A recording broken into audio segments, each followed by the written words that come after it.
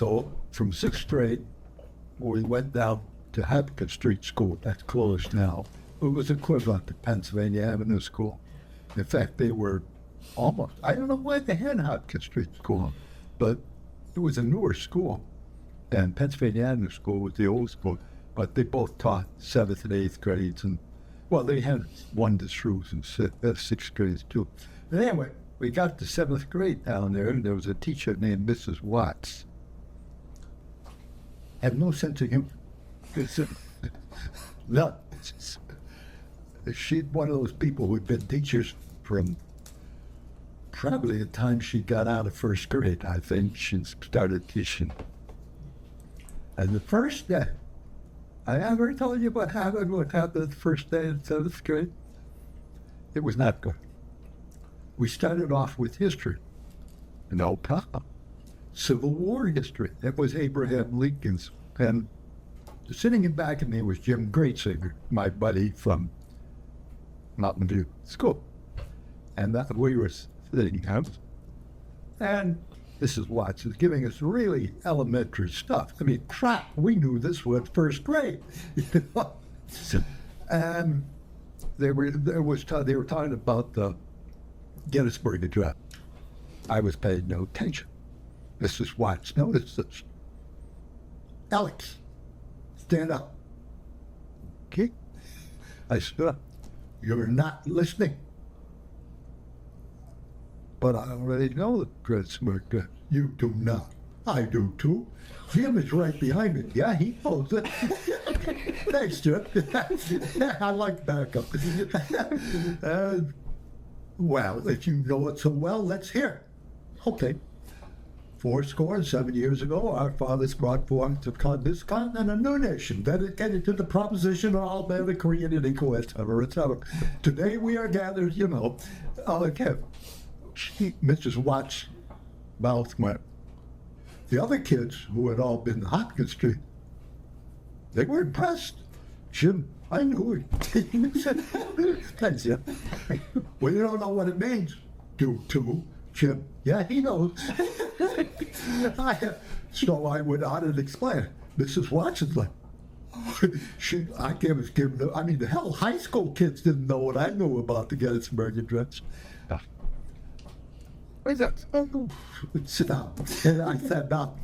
Unfortunately, we went from history to math. Not my strong subject. Things went. That's the way Hopkins Street School went. Anyway, the principal was a gentleman named Mr. Dilly. That's his real name. I don't remember what his first name.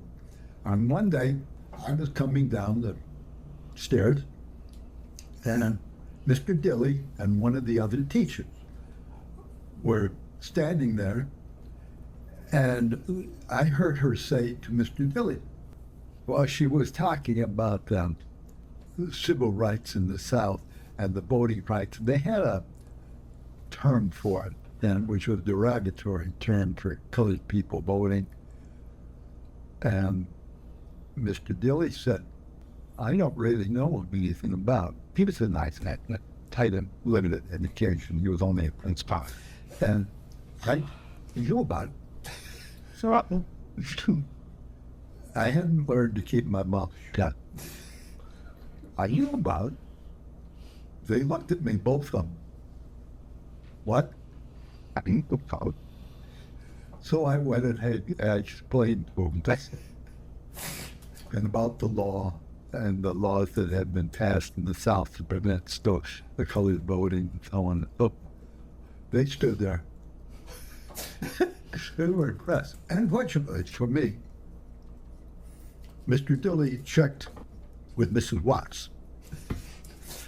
He thought maybe he had a genius, but he didn't. But she sounds straight.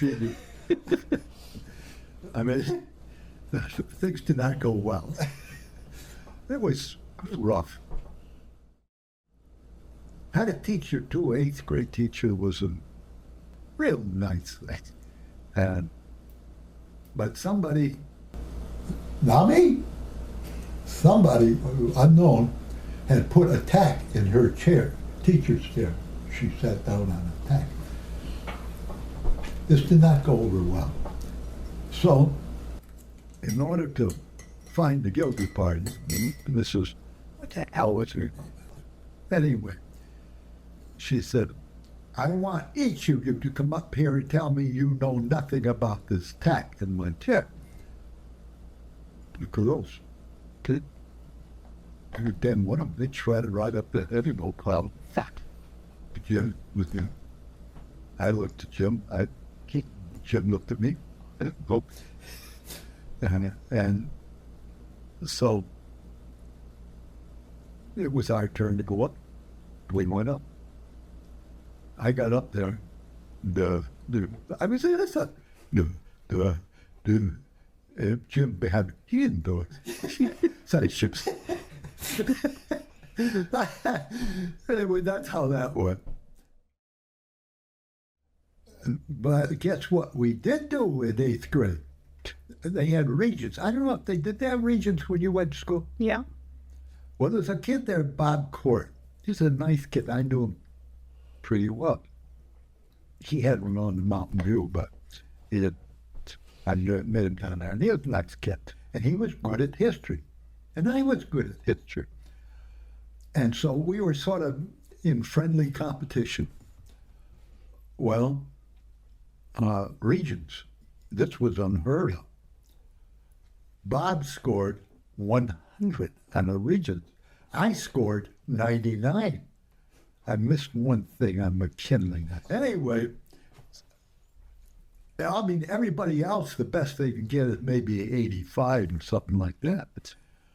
And it happened that during the Regents, Bob and I had sat pretty close to one another. Right away, suspicion. We were innocent. But they couldn't prove anything. But anyway, between us, we scored certainly the highest any 8th grader had ever gotten in a Regents in the Southern Tier at that time, which was pretty damn good. He was a nice kid, but he went out. He became a pilot in the Air Force, and he was shot down, killed. In World War II? Yeah. Yeah. He was a very, very good student, very nice kid. That was what they lost in wars, the smartest ones, you know, because he could have gone on and become God knows what. That was a shame. I liked him.